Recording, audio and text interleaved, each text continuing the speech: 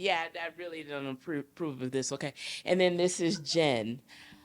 So as we go on, Jen will tell you what her role is. John Luca and I are embedded clinicians, and this is entitled Using the Embedded Counseling Model to Promote Access and Inclusivity to Ensure Student Success.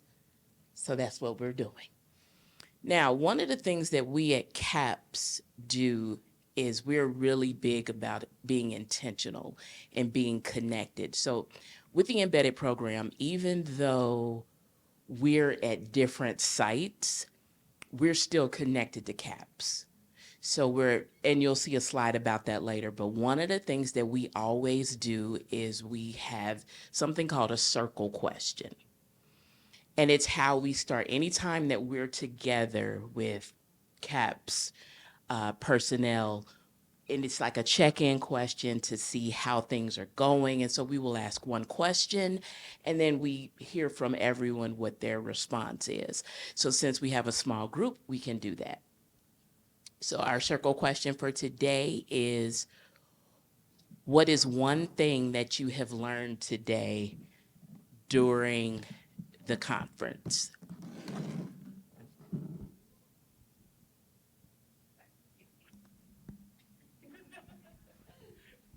I learned that having a therapy dog will increase students' participation.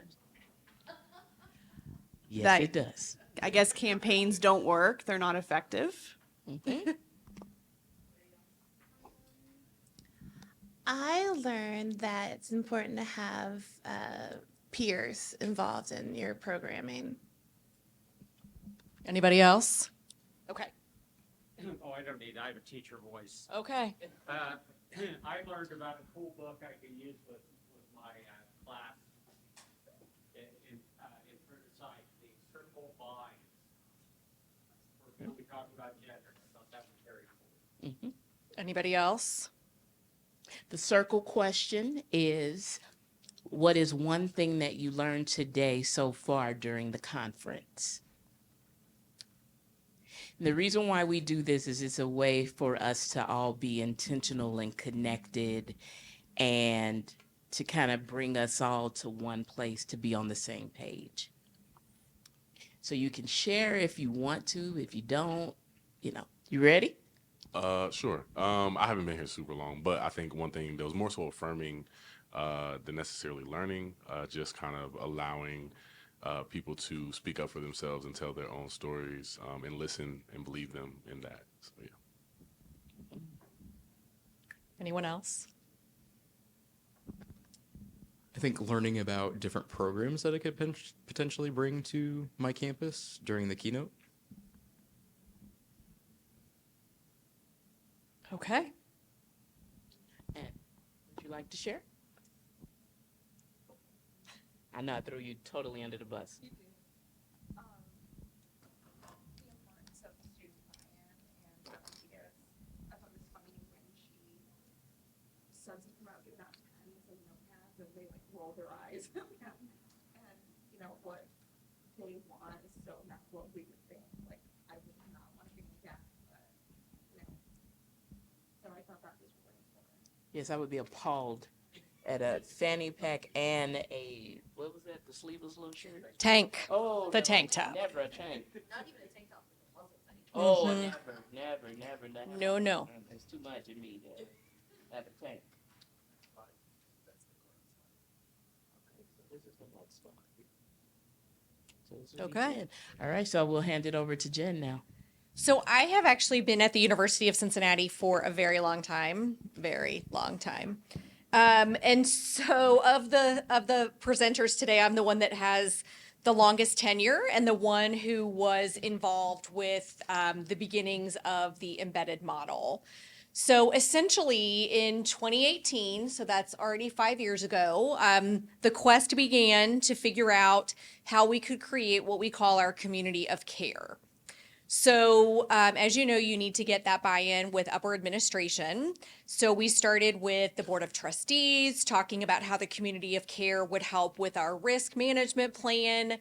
and how we needed to get everyone across the university involved for the benefit of student mental health. So quick little disclosure, if you don't know a lot about the University of Cincinnati, it's comprised of a central campus, we call it the Clifton campus, main campus, uptown campus, and then we have 2 regional campuses, one in Blue Ash, Ohio, which is largely a suburban campus, and then I work at UC Clermont, which is located in Clermont County, which is more rural, and students come sometimes from an hour away to go to campus. So just to kind of give you a little bit. So at the time, 2 of the college deans within the university had funding for counseling outside of the central model, which is where the counseling center is located. The 2 regional campuses each had a contract counselor, so it was just something we did. We each had a couple of different people throughout the year. At Claremont, we actually had a series of counselors for a good 10 to 12 years. So we had a long history of that contract program, and it worked fairly well, but obviously we could increase the benefits to students going in a different direction. So at the time, our central director, executive director of student wellness, decided that there was some work being done at other universities, primarily University of Michigan and OSU, closest to us. And so she began to investigate the ins and outs of the embedded model. So she began those conversations. In 2019, we had a very active undergraduate student government who decided that mental health was at a critical impasse at the university and we needed to do something about it. So they actually started something called the Mental Health Champions, and we all came together prior to COVID to learn more about mental health, to receive education, to provide or to obtain resources. There were electronic communities created. It was really great. So you can see some of the topics there that allowed us to support our campus community. As of today's date, we have 414 mental health champions on campus. So we continue to receive information and resources, and they continue to roll out different types of training. And essentially, as a mental health champion, it's your job to kind of help educate your campus department unit about the benefits of good mental health for our students. So things kind of started picking up. You know, the college deans recognized that this is here to stay and, you know, not going away. And then, of course, COVID hit.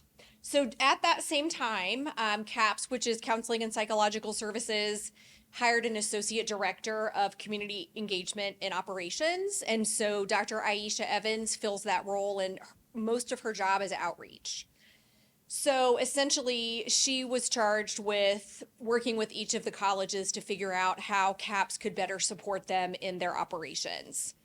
So again, the pandemic came, obviously mental health, huge focus. So we needed to figure out what to do.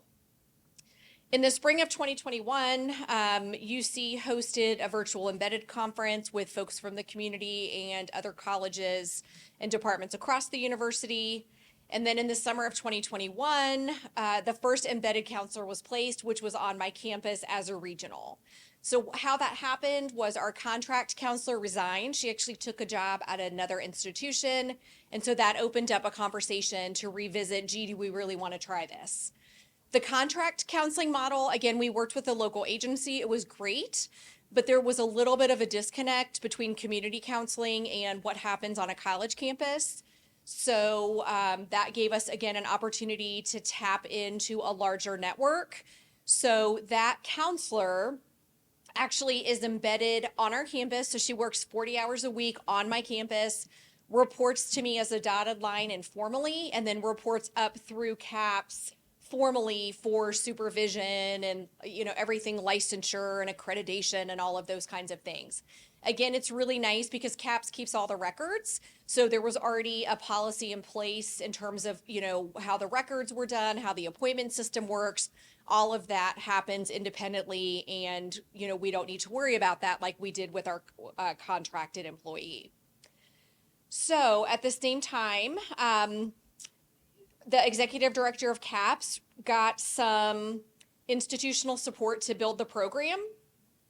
And basically the goal was to roll out the program to all of the colleges within 5 years. So what was interesting in this process is some folks in the process, and their names shall remain nameless, said, well, we're not going to accept anybody less than like a PhD level clinical psychologist. And somebody else said, well, I really want a counselor, but I can't afford to have one. And that, particular unit or college had a high need or maybe some retention issues. So it became a little bit of the haves and have-nots. And so we've realized very quickly that that wasn't going to work. Just because my campus had money, because essentially we took the money we were paying the contractor and said, here, have the money, hire somebody. Not everybody had the luxury of doing that. So we really had to rethink the model. So that's kind of how things moved along. So Gianluca, if you can kind of go forward. So again, the goal was to have it within 5 years. What happened is, in order to make that happen, some of what we call our smaller colleges would share clinicians. So for instance, you'll hear from Dalielle, and she'll talk about her experiences at 2 of the smaller UC colleges. They share her. You'll hear from Gianluca at our largest college and how he supports their efforts. But what's nice is now the funding is centralized through our provost office. So our provost office made a real commitment to allowing this to happen and deciding that they were going to make the commitment as a university to support student mental health on campus. What's nice about the embedded counselors is that they are actually integrated into the particular system or culture of the college. So for instance, in some colleges, that counselor is a part of the advising team and their office is physically located in the advising space. They go to all of the advising meetings. It's really a seamless transition. There are other opportunities as well. Every college does things a little bit differently, but the nice thing about it is that CAPS was really willing to work with us to customize what that embedded counselor looks like at each of those individual colleges. The other nice thing as well is everyone gets together, the embedded counselors get together on a regular basis, and they have training and education and opportunities to connect, to talk about what's working well in the college or what might not be. Again, just like we're all here today to learn from each other, they do that as well. And we also have meetings regularly where the liaison from each college, so I serve as the liaison for my college, meets with folks from the CAPS team, and we talk about, again, same thing, or we share ideas and information. So it's really nice across the board. So I'm going to turn it over to Gianluca, and he's going to talk a little bit about CAPS. Yeah, and it looks like this slide got the graphics got a little bit I went to the next page. maybe I don't know. We'll see.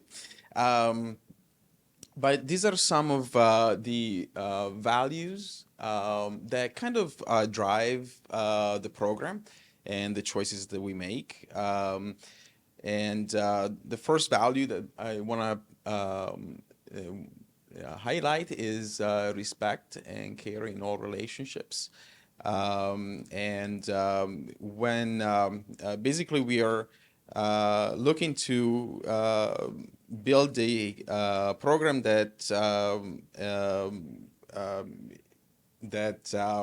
cares and builds care for our community and cares about all our students.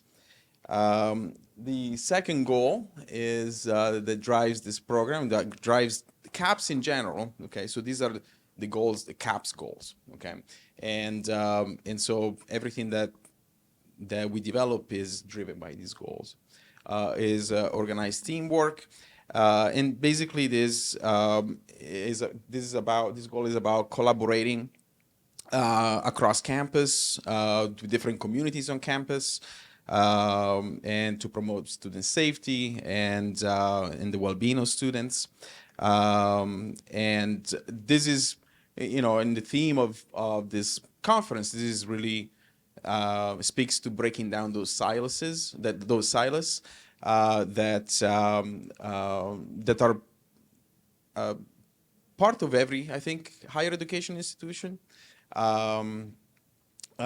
But our role in breaking down the silos is really almost in a positive way of infiltrating the campuses. So we are not this entity that is separate from campus. So if you can imagine physically, our counseling center is no more separate from the main campus. We are actually gently infiltrating the campus colleges. So I am physically in the A&S building right now, where the advisors are and other staff do their job. Students walk by. In our main in our main office, the CAPS office, you don't have the same type of environment. You need an appointment to go in, and you don't have other staff. It's a counseling center, right? So that speaks to kind of breaking down the silos. And then the third goal is student centered. So and pretty much everything that we do as the thought at the center of everything that we do is the holistic well-being of the students. And then the fourth value is inclusive programs. So we basically build programs that benefits everyone intentionally. We don't leave that by chance. We especially put emphasis or attention in intentionally observing those who are maybe marginalized or underrepresented individuals on campus. This is pretty much, the core of what we believe in as a center, as a counseling center, and we really put a lot of emphasis in breaking down the organizational structure, and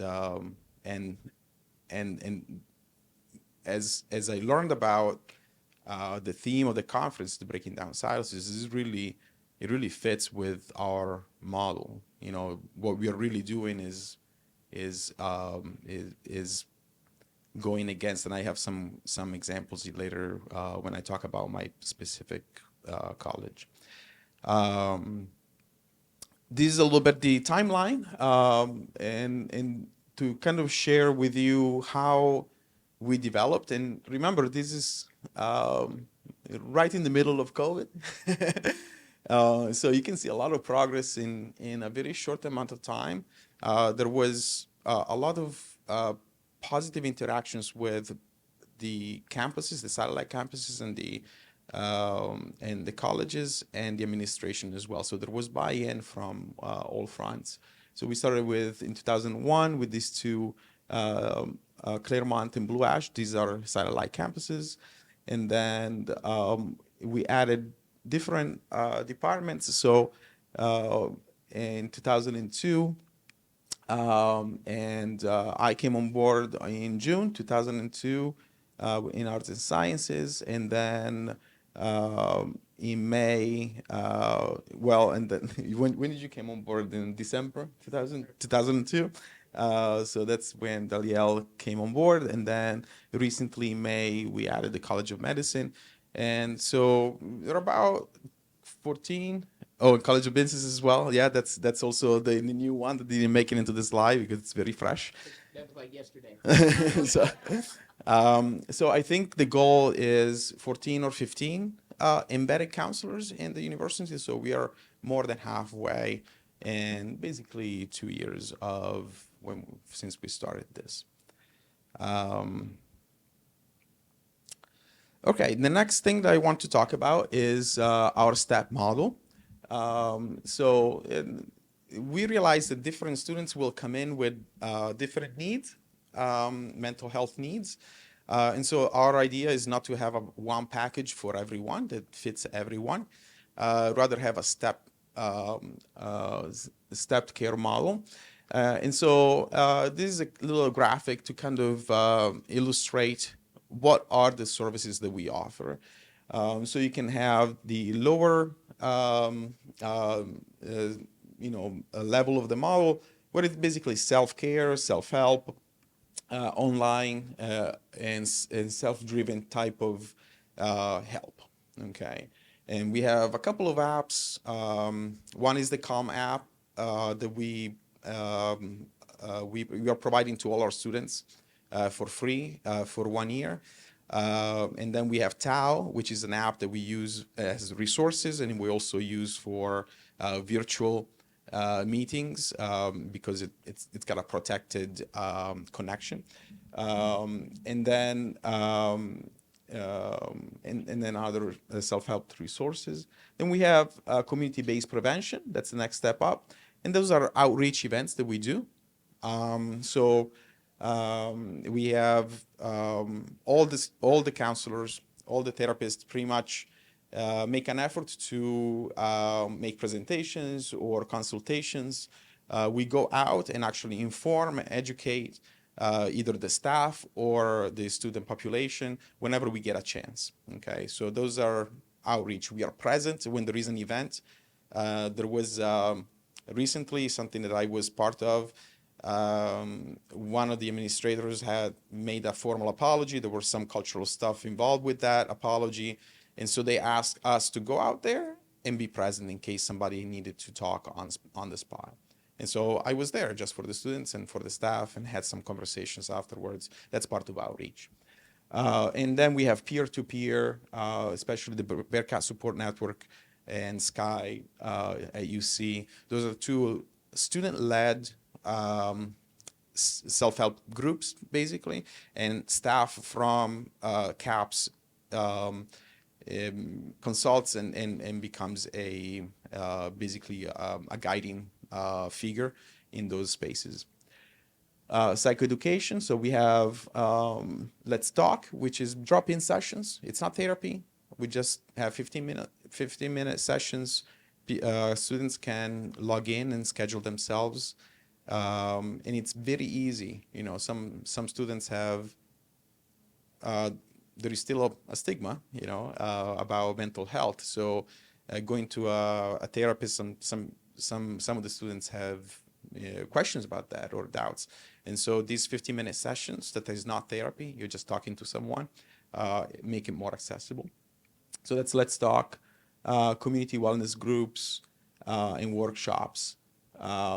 These are basically non-therapy type of groups. And you can learn new skills or learn something about psychoeducation wise.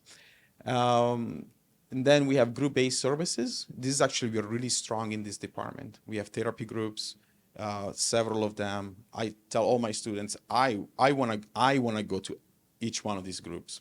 And we have really several groups. I can't remember if we have a slide on that, but I can tell you more about what kind of groups later. I don't want to stop, but many different areas of mental health and social type of development, and we offer those, I think, 10 to 15 every semester. And then we have brief treatment services. These basically, we have two formulas. We have a single session model. So we really try to emphasize brief type of counseling. And we also provide individual counseling, and it's more regular every other week type of counseling. But because of the kind of population that we serve,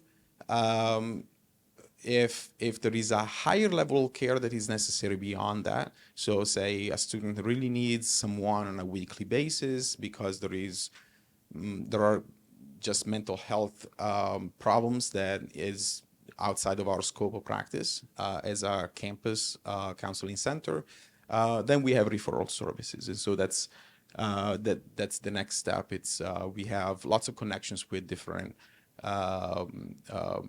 services outside of campus that we refer to, and on campus as well.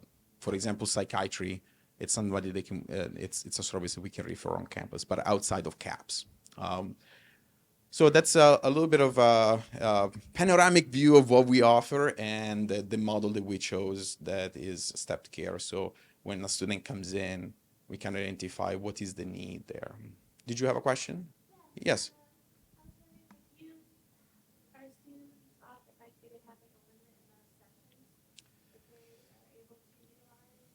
Yes and no. So, yes, in terms of, okay, so we have the first 3 sessions are always free, no matter what insurance you have. Up beyond that, there is we deal with the insurance, and so it depends on the insurance, and we may charge after that. So that can be an hindering factor, but the student can continue to come. It's not only 3 sessions; it's just the 3 initial sessions. Utilize the RACs, the rapid access consultations. They can use those as much as they want for the duration of the time that they're on campus. So the rapid access consultations, though, is different. It's not something that you would come in every week. So single sessions are single sessions. So think of it as on-demand therapy. So you really need to talk to someone. You can come in for a session, but it's not an ongoing thing. However, if you don't have insurance, you ran out of your individual appointments, you can still schedule a rack session, a single session. But if the student needs more than what we can offer or they can afford, we will probably refer out or find a different solution. Now, the other aspect of it is that at the end of the semester, we kind of close all the clients, and then with the opportunity to open them up again, just because we are part of a school and we need to operate within the school timelines, right? And we don't know if the student will be a student again next semester. So the easiest thing is to close everyone and then reopen them. And so there are some, it's not like going to a counselor outside where you can just go every week until you need, right? So there are, and we are very clear when we talk to the students, we're very clear about the limitations of our services. And if they need more, we are very glad to walk with them until we can, and then do a warm handout. Yep. Okay, so we've explained kind of CAPS overall and how CAPS does things. This worked really well until the embeddeds hit the land. And then we noticed that some of the things that worked well at main CAPS did not work well in the embedded spaces. Because one of the big things is at main CAP, we call it main CAPS. At main CAPS, they don't go out. The students come to them. They don't interact a lot with faculty or other staff unless they're called upon to do so. In the embedded spaces, they'll just knock on your door, they'll walk in. So we had to figure out how to navigate that. Students just kind of wander in. And so we had all these paperwork barriers and all of this stuff. And so we had to change things. The first thing was it was interdisciplinary. We're more interdisciplinary. So we work with everyone within the college because we are housed there. We are a part of their community. We learn their language. We really become a part of their culture. Our schedules are different. For instance, CAPS hours are 8 a.m. to 5 p.m. In my college, they have evening classes. However, the office closes at 4:30. It's not safe for me to be there past 4:30 or 5, so I had to adjust my hours.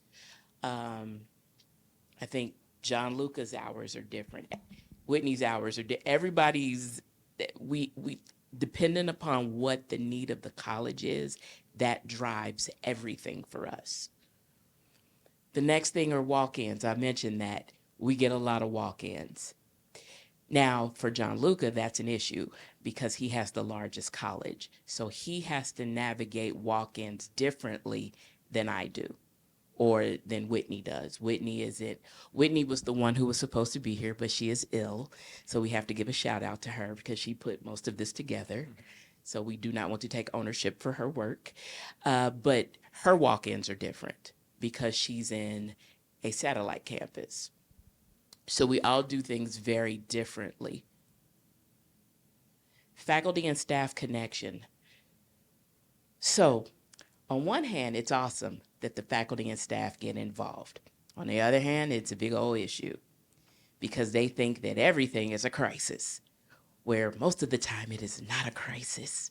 But they're like, she started crying in class and it's a crisis, you fix it. And we're like, why are you crying? I'm crying because I'm just frustrated. Okay, well, that's not a crisis. You're just having a moment. So we have to educate them on what is a crisis, on what is an issue, on when to involve us, because they want to involve us in everything, and some things don't require the involvement of the clinician. Boundaries are a very big thing for us because if not, we will be busy constantly and wouldn't get anything done because people will just drop in. So we have learned the beauty of the door. All of us have doors. It is a CAPS requirement that the embedded clinician have a door for anonymity and privacy, but also for a boundary for us that we can close the door and then people can't just keep barging in on us and ask lots of questions. We also have to be very careful with HIPAA. Well-meaning, well-intentioned faculty and staff want to know all the little nuances and intricacies about what's going on with the student. Well, they said that they have schizophrenia. Is that true? We're not allowed to say that we see someone. We're not allowed to discuss anything that they discuss with us. We are not allowed to disclose.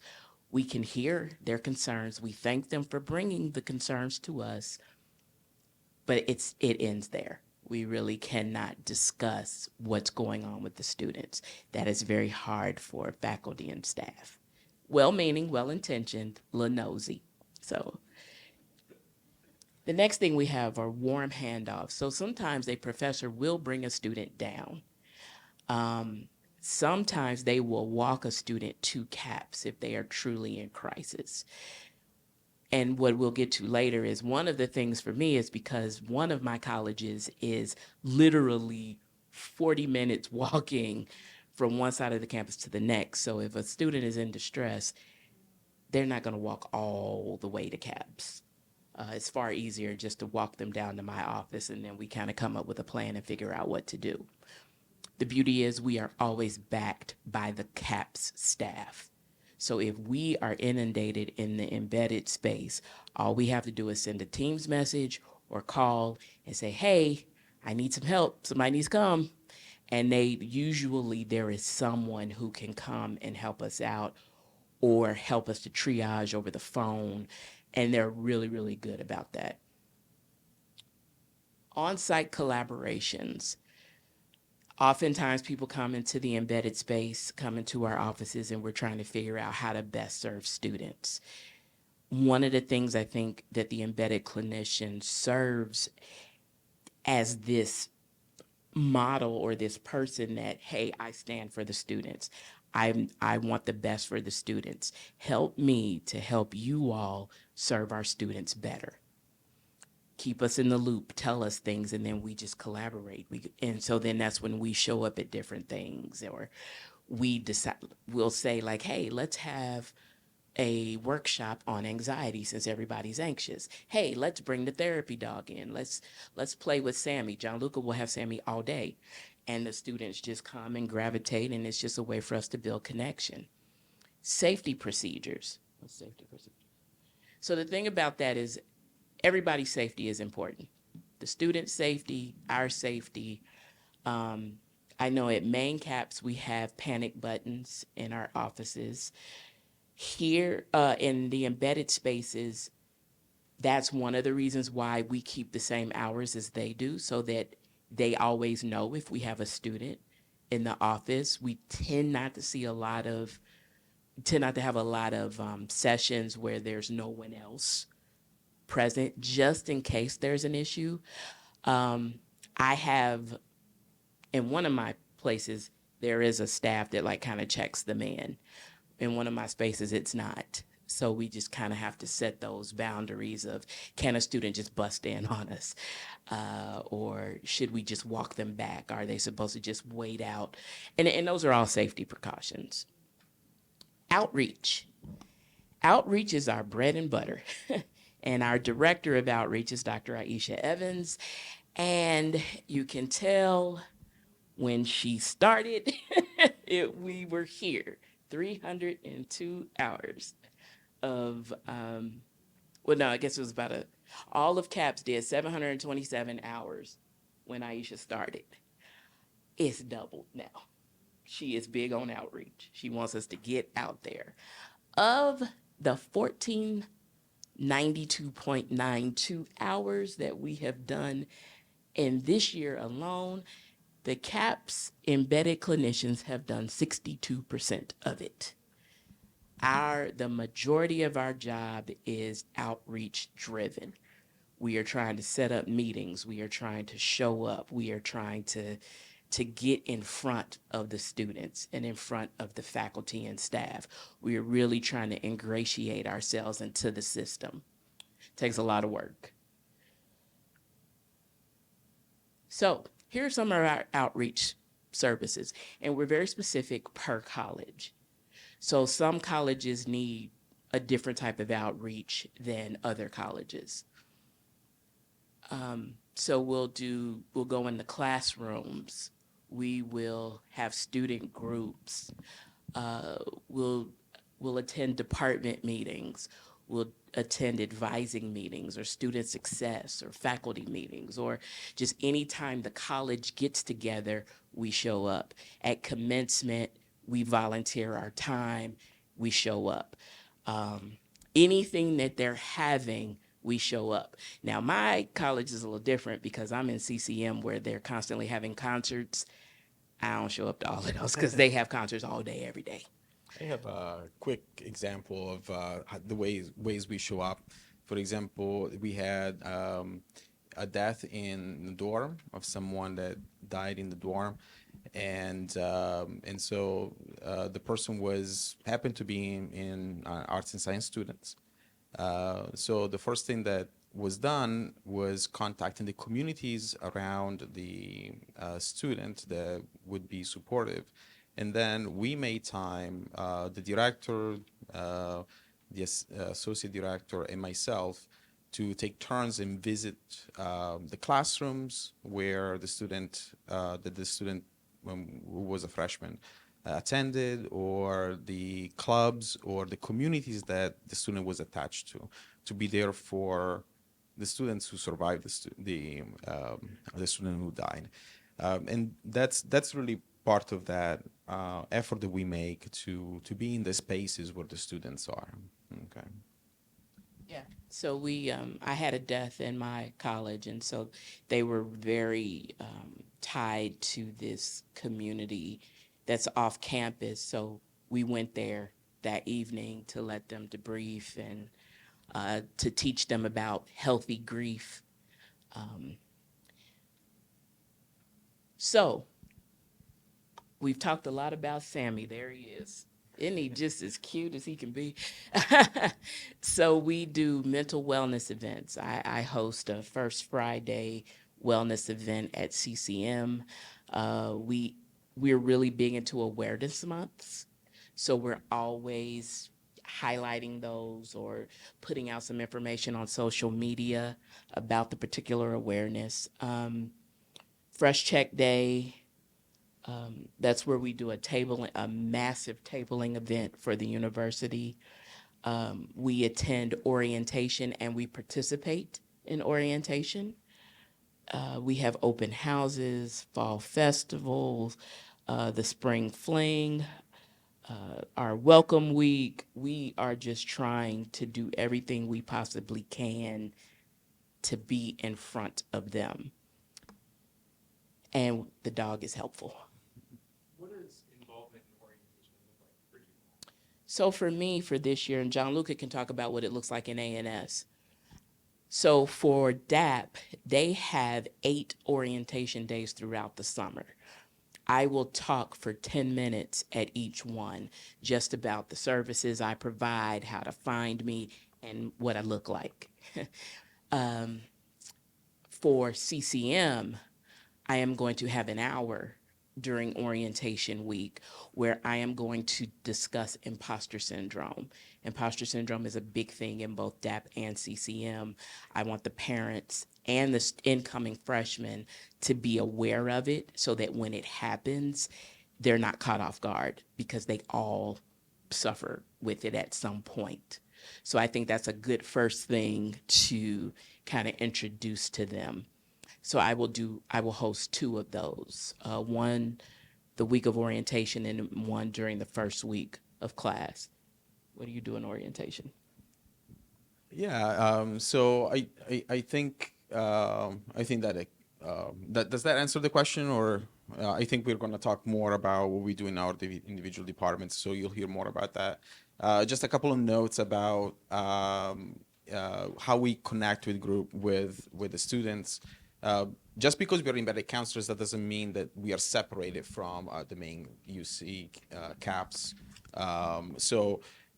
Students who are in, say, arts and sciences or a different embedded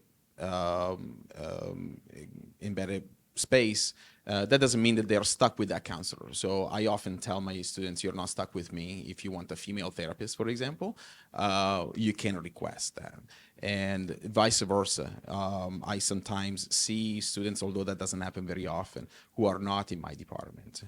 If there is a need, if there is a specific need. I speak Italian, so one time I was given a student who wanted to talk to someone in Italian. Yeah, okay, the resource is available, so even though you're not in ANS, they'll come with me. So I think we have a lot more to talk about, so let's keep going. And yeah. So yeah, let's I kind of spoke about this already.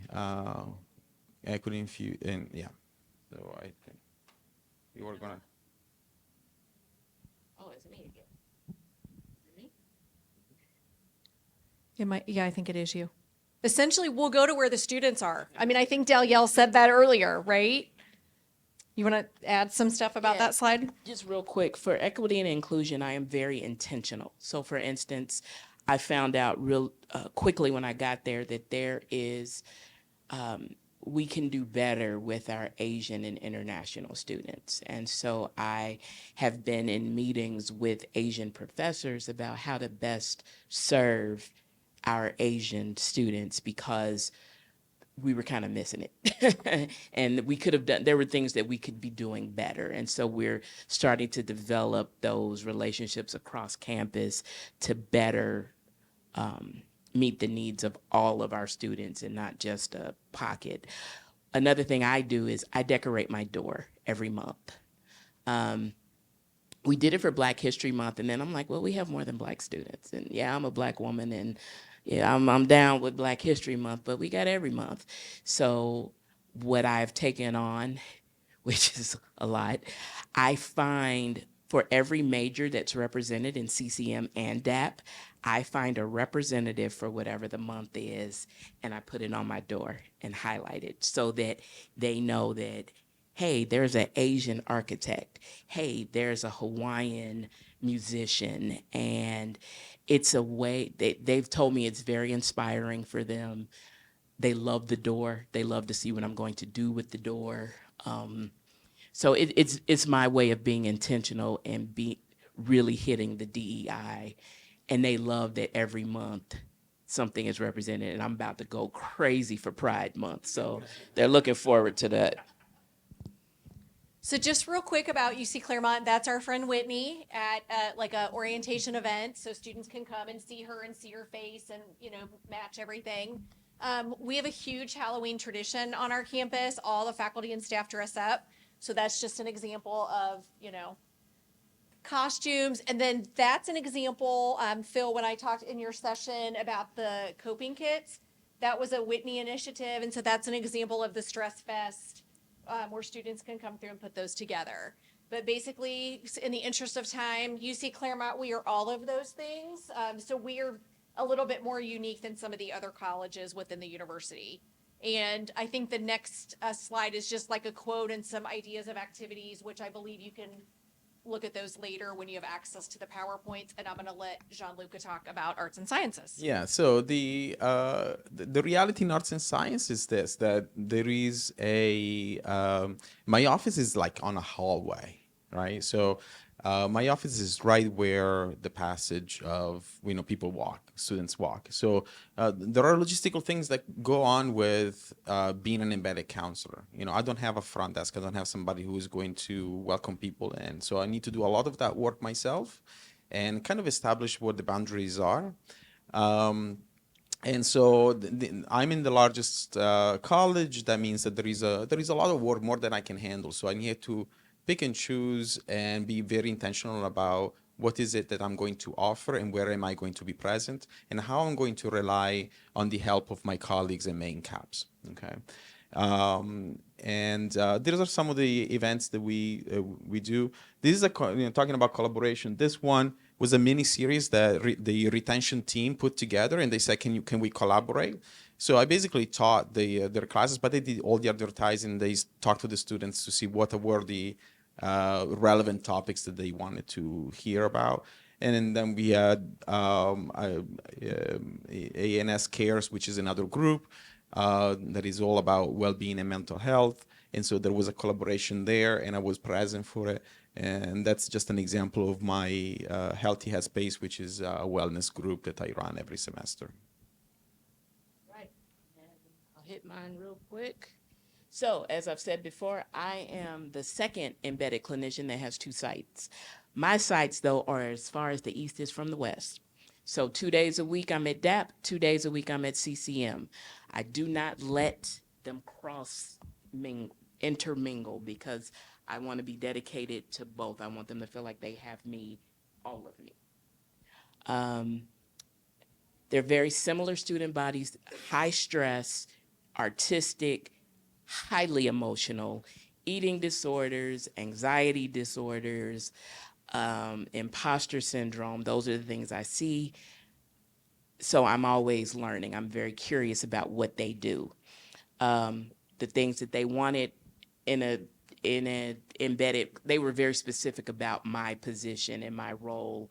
And they wanted somebody who was accessible, curious, willing to learn, flexible, warm, relatable.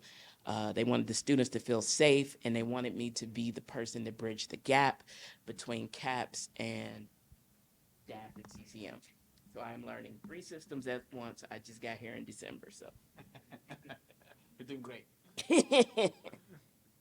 Oh, look at that. So we're constantly evaluating. We evaluate the students. We evaluate the liaisons. We're always doing surveys, because a lot of CAPS, they're psychologists, so they're data driven. So everything is about the data for them. Keep going. And if you access the presentation, you can see all the Yeah. data. For those who don't really care about the numbers. Okay, so as you see, John Lucas College is exploding. And DAP and CCM, they're coming along nicely. So, yeah, College of Pharmacy, Allied Health. So this clinician, she has 2 colleges as well, Allied Health and College of Pharmacy, but they're right next to each other, and her office is, I think, in the middle. Then we have Blue Ash and Clermont. So our numbers are going up and increasing as we get more and more entrenched and embedded. On you. Lots of data. Yeah, so these are, I'm just gonna scroll through these. These are some pieces of data. So you can see the positive, strongly agree mark for a lot of these data points, and that we can keep track on a regular basis. So I'll let you read the titles. But what I think the function of this is basically the strongly agree kind of dominates, right? So we have a real life positive feedback from the work that we do, and we keep track of that. And we're a pretty flexible institution. CAPS is, meaning that we make changes as needed to accommodate the needs. Yeah, I think Jen, you're taking Yep. this one. So again, I know we're kind of running short on time, so if you have any questions, feel free to ask them. But these are just some of the highlights that we've been able to do, so I'm not going to read them to you, but Basically, again, things are moving up. We've been able to provide more access to students in different ways. So that is one of the big wins of the embedded counselor program. And if I can say just one thing, Sure. is that just props to our director, because often we get into conversations with our leadership, and we have what if conversations, and there is like the openness and the willingness to go where we haven't gone before. It's just good to have. So leadership makes a big difference. Absolutely. Yes. This would not have happened without her. Yeah, Dr. Tara Scarborough, she is on a mission. Just briefly, a couple of highlights about what we've learned. You have to be prepared for failed searches. Not everybody is suitable for this type of an environment. And if you want a lot of clinical work, this is not the job for you.